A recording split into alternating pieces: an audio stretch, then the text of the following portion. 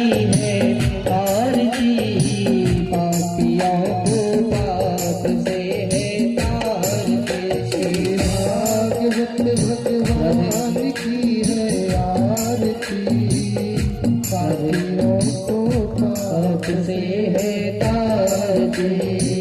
पापियों को पाप से, पापियों को पाप से, पापियों को पाप से, पापियों को पाप से। श्री भागवत भगवान की है आरती, पापियों को पाप से है तारते। श्री भागवत भगवान की है आरती, पापियों को पाप से है तारते। ये अमर ग्रंथ, ये मुक्ति पंथ, ये पंचम में निराला, नव ज्योति जगाने वाला। ये अमर ग्रंथ, ये मुक्ति पंथ, ये पंचम में निराला, नव ज्योति जगाने वाला। हरि नाम यही, हरि धाम यही, हरि नाम यही, हरि धाम यही, यही जग मंगल की आरती, पापियों को पाप से है तारते। श्री भागवत भगवान की है आरती, पापियों को पाप से है तारते।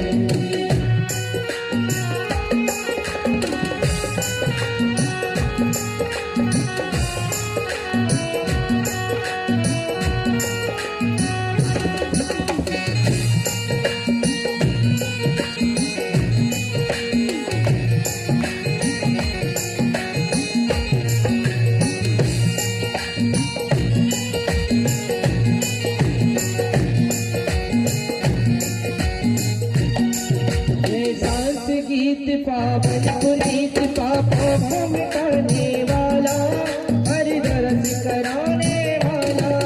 ये शांत गीत पावन पुनीत, पापों को मिटाने वाला, नव ज्योति जगाने वाला।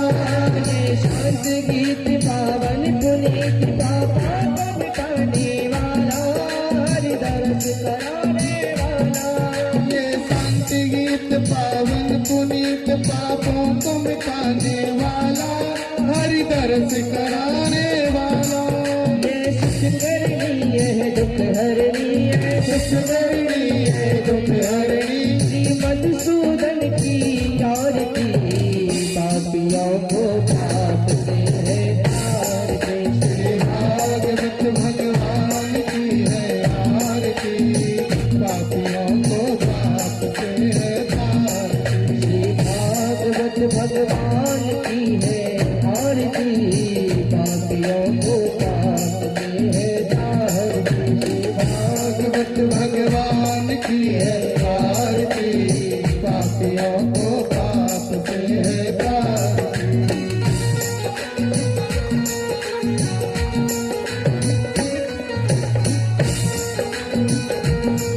श्री राधे।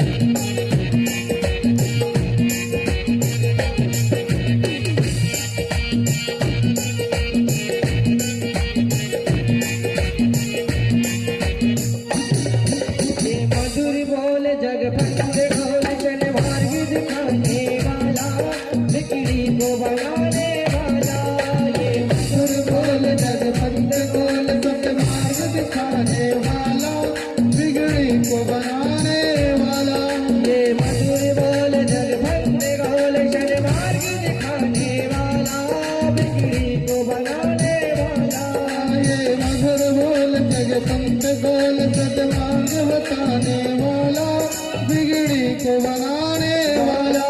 श्री राम यही बन जाए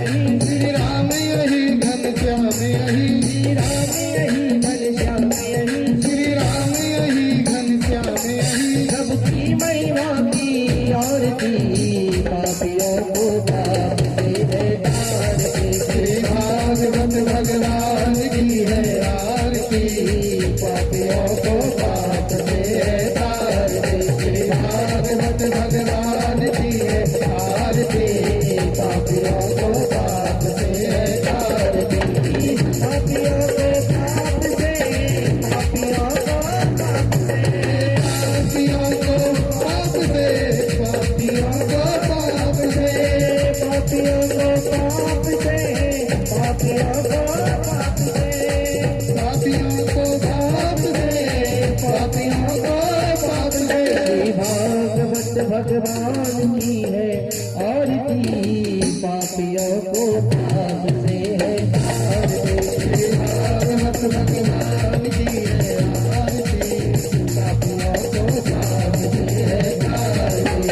भागवत भगवान की है आरती, पापियों को पाप से है आरती। श्री भागवत भगवान की है आरती, पापियों को पाप से है तारती। कर्पूर गौरम करुणावतारम शंकर तारम जय तारम श्यामरं तमेतारं भवाने संतमाने नमस्कारमाला संसारिकाय कपालमाला कृतकराय दिव्यांबराय दिगंबराय नमः शिवाय नमः शिवाय नमः शिवाय नमः शिवाय। तमेव माता पिता तमेव, तमेव बन्धुः सखा तमेव, तमेव विद्याधनं तमेव, तमेव सर्वं तमेव देव। गुरुर् ब्रह्मा गुरुर्विष्णु गुरुर्देवो महेश्वरः, गुरुर् साक्षात् परब्रह्म तस्मै श्री गुरवे नमः, तस्मै श्री गुरवे नमः, तस्मै श्री गुरवे नमः। हरि ओम भावं जलेन शीतले कर्णं देवाभिवन्दनं मन्त्राभिवन्दनम् आशीषोद्धारणं वा मंत्र पुष्पांजलिम।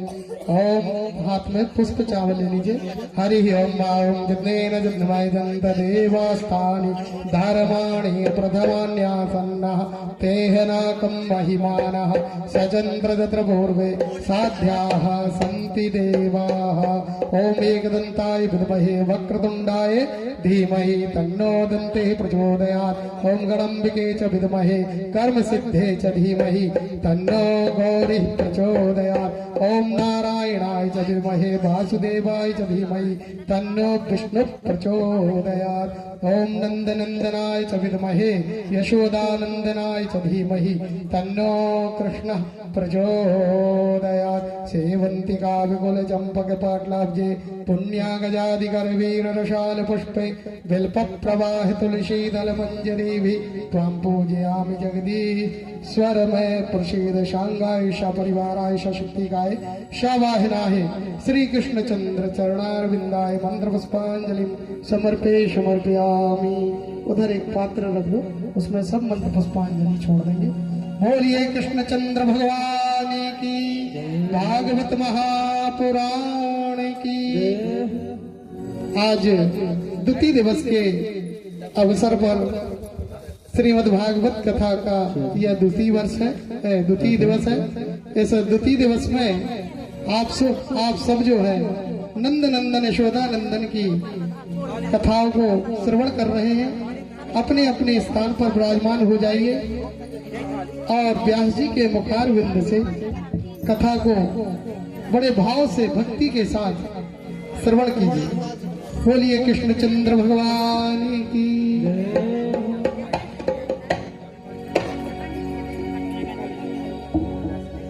बोलिए भक्तवत्सल भगवान की जय हो।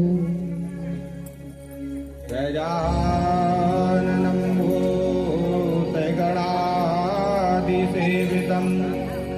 कपेत्तजम्बो फलचारुभक्षणम्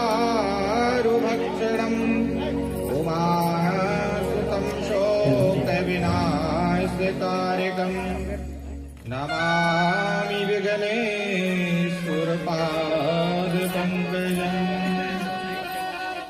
जयन्ती मंगला काली भद्रकाली कपालिनी दुर्गा क्षमा शिवा धात्री स्वाहा स्वधा नमोस्तुते। गंगा तरंग रमणी जटाकलापम् गौरी निरन्तर विभूषितवामि भागम् नारायण प्रियमनङ्गमदाप्यहारम् वाराणसीपुरपतिं भज विश्वनाथम् बंसी विभूषितकरान्नवनीरुदाभान् पीताम्बरतरुणबिम्बफलाधरुष्टान् पूर्णेन्दुसुन्दरमुखादर्वेन्दुनेत्रान् कृष्णात् परं किमपि तत्त्वमहं न जाने ध्येयं सदा परिभवाग्नमभीष्टदोऽहम् तीर्थास्पदं शिवविरञ्जनुतं शरण्यम् प्रत्यार्तिहं प्रणतिपालमवाब्धिपोतम् वन्दे महापुरुष ते चरणारविन्दम् गुरुर्ब्रह्मा गुरुर्विष्णु गुरुदेव महेश्वरा गुरुर्साक्षात् परब्रह्म तस्मै श्री गुरुवे नमः। जय जय श्री राधारमण जय जय नवल किशोर जय गोपी चित चोर प्रभु जय निगमापन चोर। बोलिए श्रीमद् भागवत महापुराण की। आइए श्रीमद् भागवत ज्ञान यज्ञ में गोता लगाने से पहले हरिनाम संकीर्तन।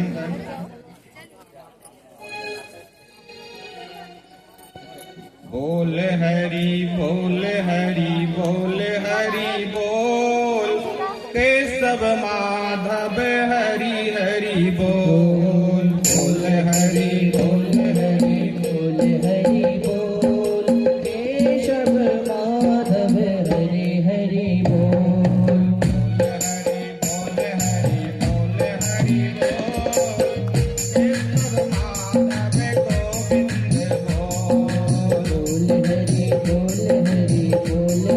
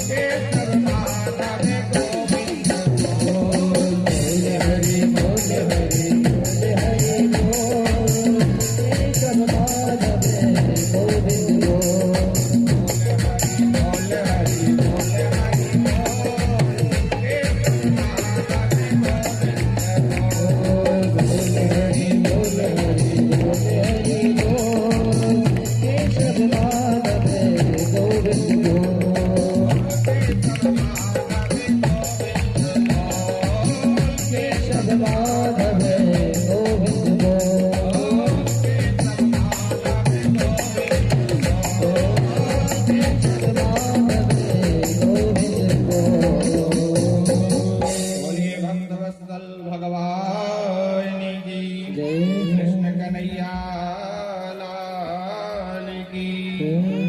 परस्पर परम मंगलमय जगत नियंता जगदाधार अकारण करुणा करने वाले भक्तवांछल कल्पतरु पीताम्बरधारी आप्त काम पूर्ण काम सर्व काम पृथ्वी के कण कण में व्याप्त मेरे परम आराध्य श्री सीताराम जी के मंगलमयी कृपा अनंत बलवंत संत श्री हनुमंत लाल जी महाराज की भावभीनी उपस्थिति में वृषभानु की दुलारी ललाम लाडली माँ राधे की मंगलमयी कृपा का फल श्रीमद् भागवत सप्ताह ज्ञान यज्ञ प्राण की मंगलमयी चर्चा का चिंतन मनन अनुसरण लाभ प्राप्त करने वाले समागत भक्ति श्रोता वृंद,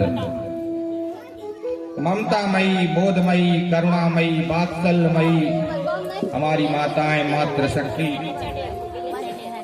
भारत वाटिका के नवनिहाल नव पल्लवित कर्णाधार प्यारे प्यारे छोटे छोटे बाल गोपाल सनातन धर्म की ध्वजा को लेकर के अपने कर्म पर अग्रसर रहने वाले संत ब्राह्मणों के चरणों में इस दास का कोटि कोटि नमन वंदन। मंचस्थ विराजे आचार्य वृंद संगीतज्ञ हमारे बंधु, इस कार्य के आयोजक श्री दशरथ सिंह जी पटेल, श्री पंचम सिंह जी पटेल, कमलेश जी पटेल, मेर सिंह पटेल एवं उनके समस्त पारिवारिक सदस्य, सभी ग्रामवासी, नगरवासी, मोहल्लावासी,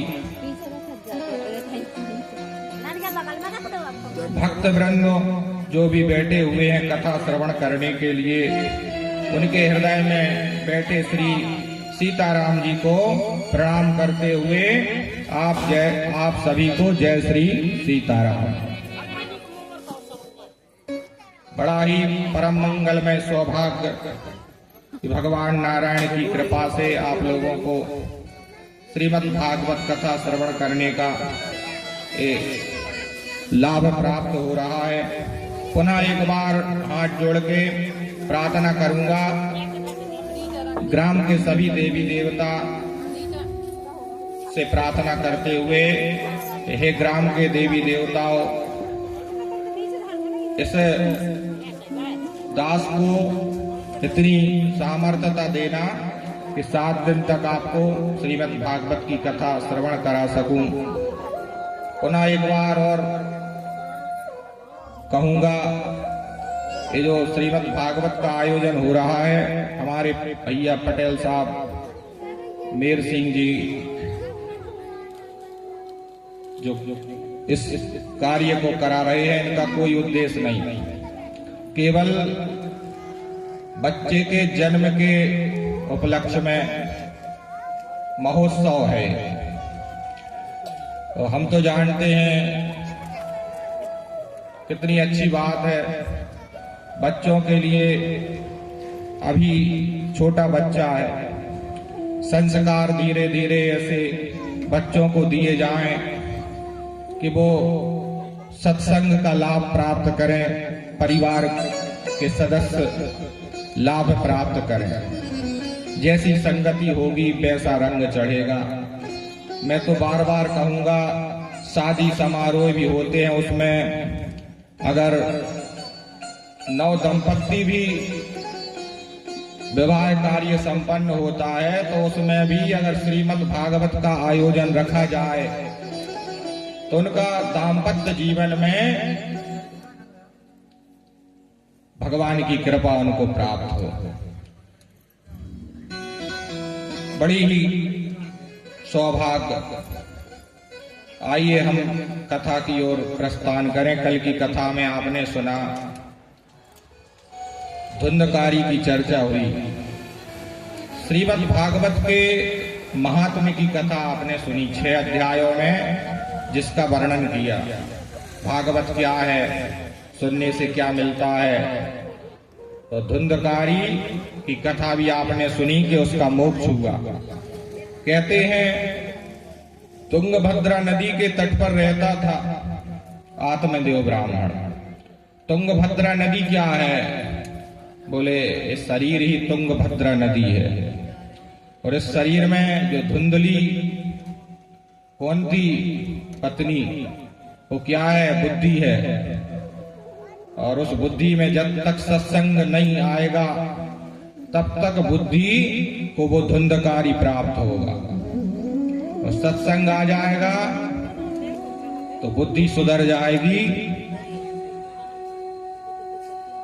तो जितना हो सके इस तुंगभद्रा नदी को सत्संग प्राप्त हो, तभी उसका उद्धार होगा। ऐसे उसका उद्धार हुआ। श्रीमद् भागवत प्रथम स्कंद में मंगलाचरण में प्रवेश करते हैं। जन्मान्धस्य यतोन्वयादितरता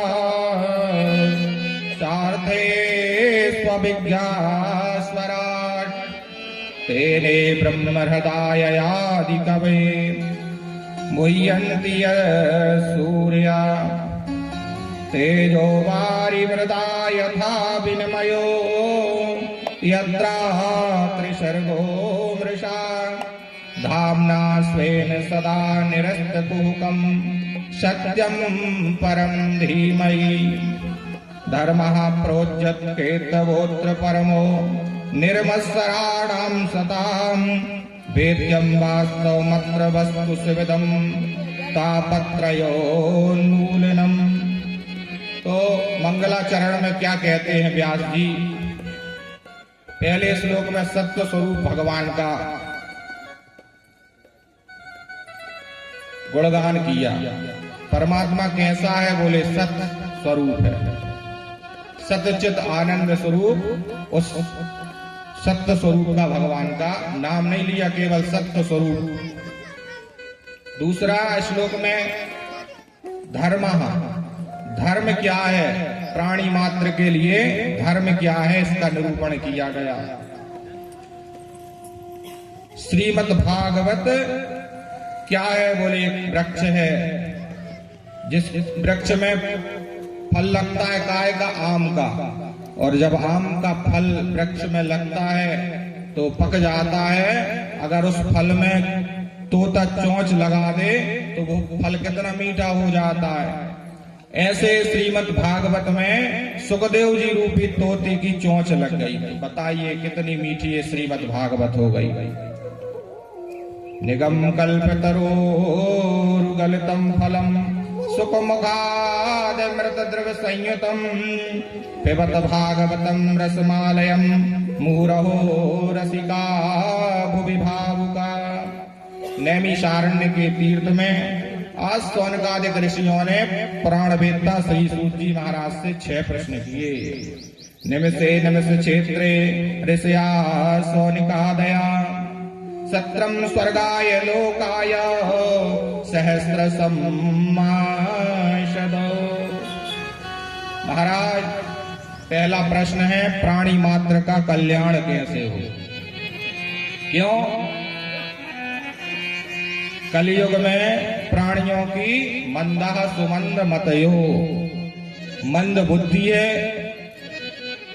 ऐसे मंद बुद्धि प्राणियों का कल्याण कैसे हो? और भाग्य भी कमजोर है।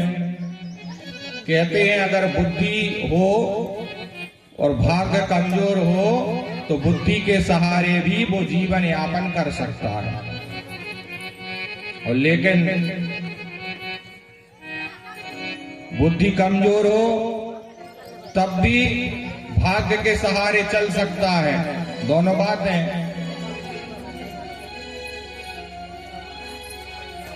जो बीहड़ों में रहते हैं, जंगल में रहते हैं, जब उनका भाग्योदय होता है तो वे सांसद बन के भी बैठ जाते हैं। ये भाग्य का खेल है। बुद्धि भले ही ना हो लेकिन भाग्य है। तो एक चीज होगी तो जीवन यापन हो सकता है, लेकिन अब दोनों चीजें कमजोर हो फिर कैसे जीवन चलेगा? भाग्य भी कमजोर और बुद्धि भी कमजोर। ऐसे कलयुग के कलुषित प्राणियों का कल्याण कैसे हो, ऐसा पहला प्रश्न है। दूसरा प्रश्न, महाराज पुराण तो बहुत हैं और आपने पुराणों को श्रवण किया है, तो आपने सार सर्वस्व पुराणों में से क्या निकाला है? अनंत शास्त्रम बहुलाश्च विद्या, अनंत शास्त्र हैं, बहुत सारी विद्याएं हैं। उन विद्याओं को पढ़ते पढ़ते जीवन चला जाएगा और पढ़ नहीं पाओगे। लेकिन आप हमको सार सर्वस्व बता दीजिए कि उनका सार क्या है आखिर। तीसरा, भगवान अवतार क्यों लेते हैं? अरे जिन प्रभु की भ्रुकुटी टेढ़ी करने से पृथ्वी भी पलट जाती है, भगवान बैठे बैठे कुछ ना करें, केवल अपनी भ्रुकुटी टेढ़ी कर दें तो प्रलय हो जाता है। फिर उसको अवतार लेने की क्या जरूरत? और अगर भगवान के अवतार हुए हैं तो कितने अवतार हुए? उन अवतारों की चर्चा हम सुनना चाहते हैं, अवतारों की कथा हम सुनना चाहते हैं। पांचवा प्रश्न, भगवान इस धरा धर्म को छोड़ के जब चले जाते हैं तो धर्म किसकी शरण लेता है महाराज? और हमारे जीवन का लक्ष्य क्या है? ऐसे 6 प्रश्नों का प्रश्न किए हाथ जोड़ के। सूत जी महाराज कहते, ऋषियों, पहले मैं अपने गुरु जी का ध्यान कर लूं, फिर तुम्हारे प्रश्नों का उत्तर दूंगा। कौन है सूत जी महाराज के गुरु जी? बोले श्री सुखदेव जी महाराज। बोलिए सुखदेव जी महाराज की।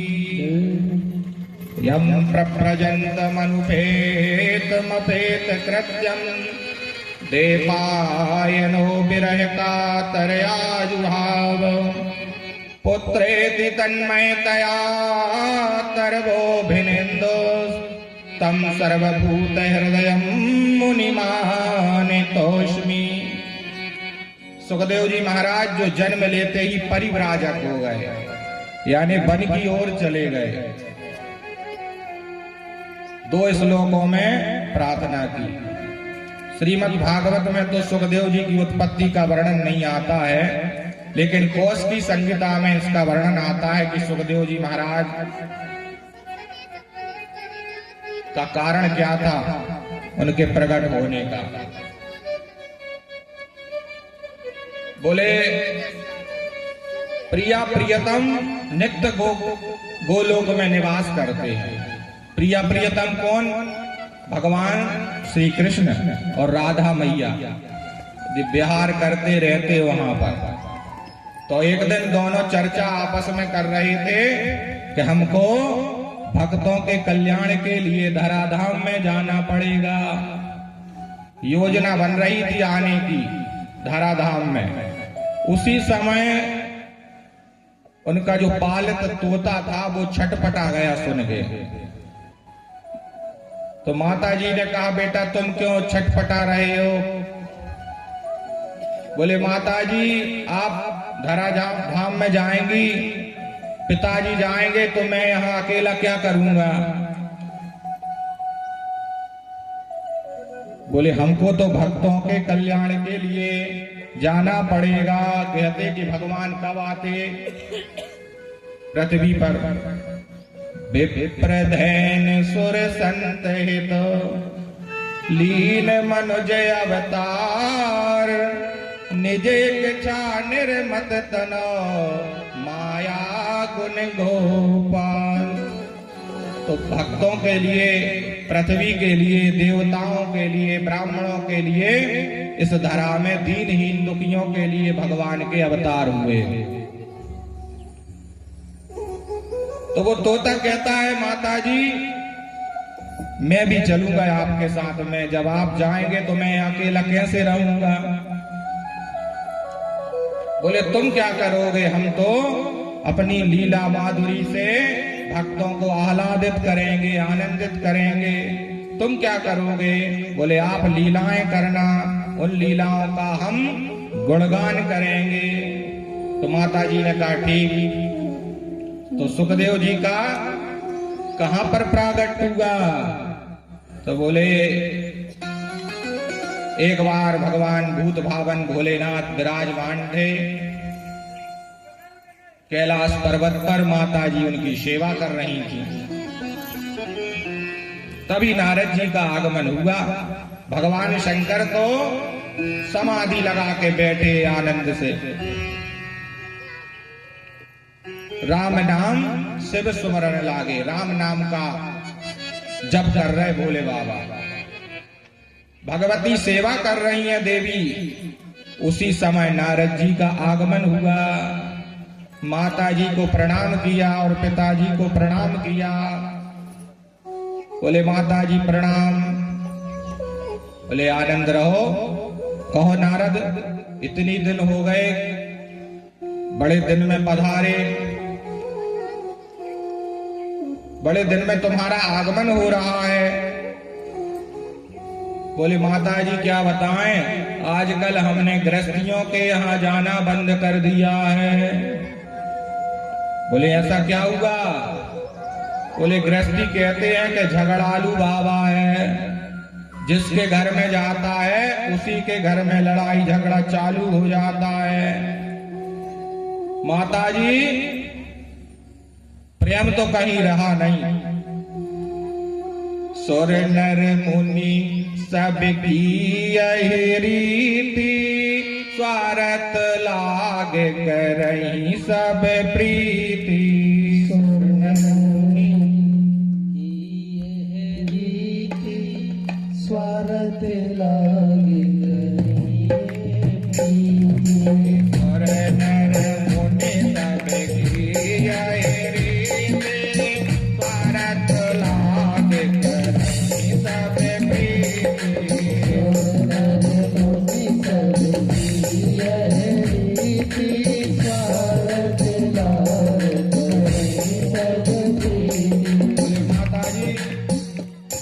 अब तो स्वार्थ का संसार हो गया है, प्रेम कहीं देखने को नहीं मिलता। बोले नारद जी दूसरे के यहाँ ऐसी बात करना, मेरे यहाँ नहीं करना। बोले क्यों? बोले देखो मेरे घर में स्वार्थ नहीं, प्रेम है। बोले कैसा प्रेम माता जी? बोले देखो मेरा वाहन क्या है? बोले मेरा वाहन है शेर। और भोले बाबा का वाहन क्या है? बोले बैल। इनकी शत्रुता होती एक दूसरे की, लेकिन शत्रुता बैर भाव बुला के देखो बड़े प्रेम से रहते यहाँ पर। मेरे छोटे बेटे का वाहन क्या है? चूहा। और भोले बाबा के गले में क्या है? बोले सर्प धारण किए रहते हैं। आपस में बैरी हैं, लेकिन बैर बुला के प्रेमी बने हुए हैं। फिर बड़े बेटे का है मोर, और पिताजी के गले में नाग। इनकी भी आपस में नहीं बनती, लेकिन यहाँ पर देखो कितने बड़े प्रेम से रह रहे हैं। तुम कहते हो कि स्वार्थ का संसार हो गया, प्रेम कहीं नहीं मिलता। देखो मेरे यहाँ देखो बैरी भी प्रेमी बन जाता है। ऐसा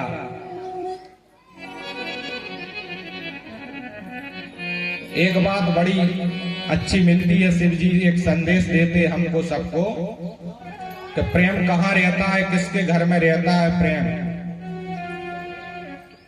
बोले प्रेम उसके घर में रहता है जिसके घर में भजन होता है।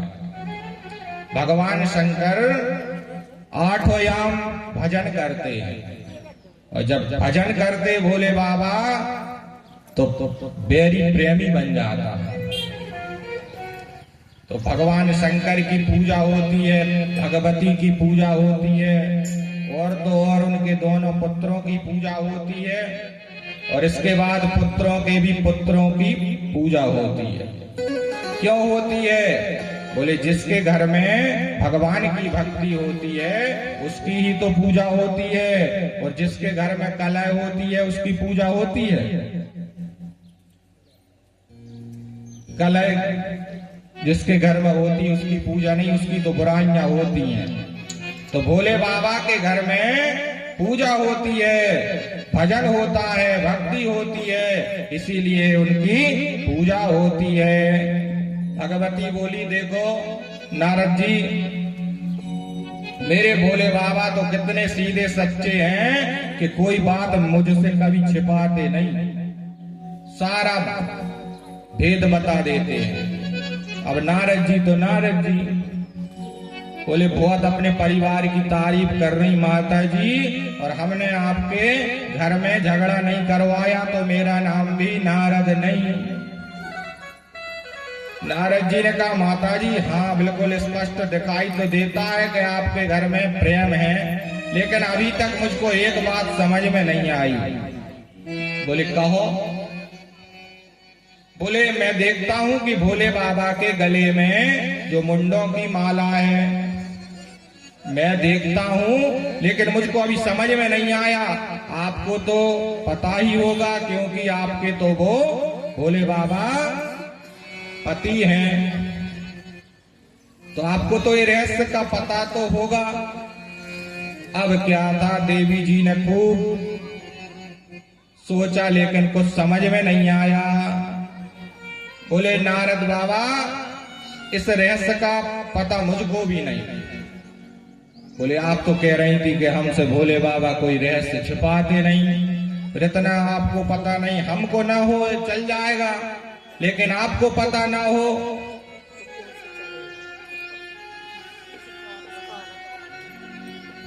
माता जी कहती हैं कि मैंने कभी पूछा नहीं नारद जी, इसलिए उन्होंने नहीं बताया।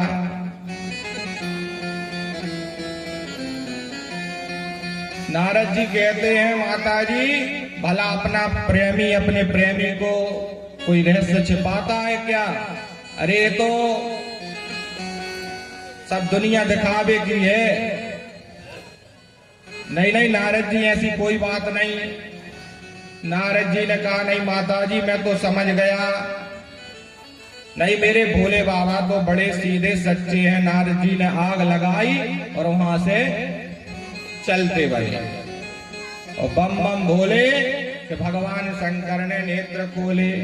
वहां से बम बम भोले कहते निकले और शंकर जी के नेत्र खुल गए। बोले कहाँ जा रहे नारद जी, रुको तो।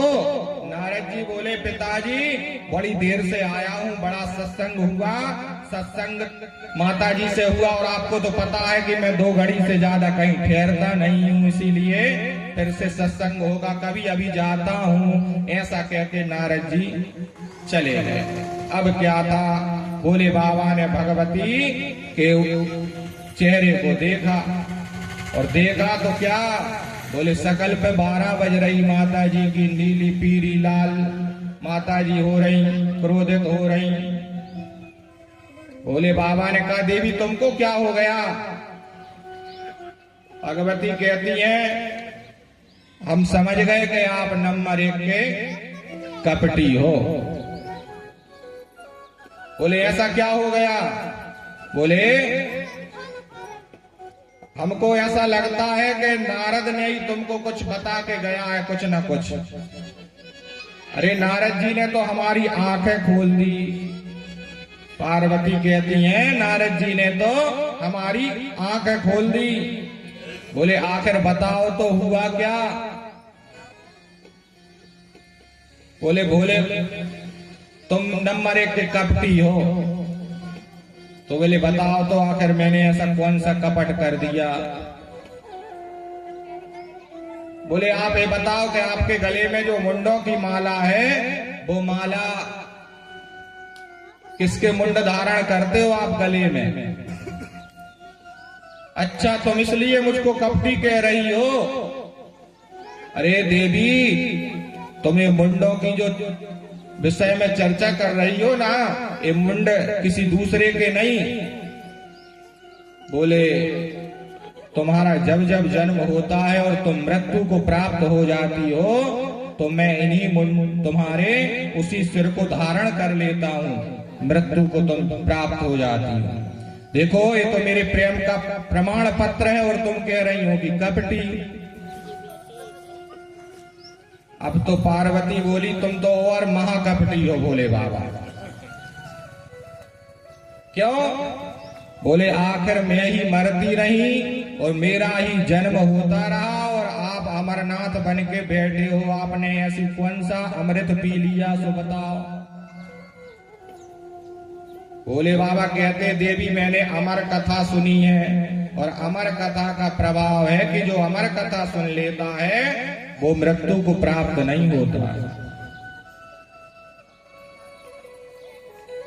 बोले अमर कथा सुनी है। अब तो देवी जी का माथा सनका, बोले हमको भी आप वो अमर कथा सुनाओ। भोले बाबा समझ गए कि त्रियाहट बड़ी खराब होती है, जो हट करके रखा है तो वो पूरा करके ही रहती देवियां। इसलिए भोले बाबा ने कहा ठीक हम तुमको अमर कथा तो सुना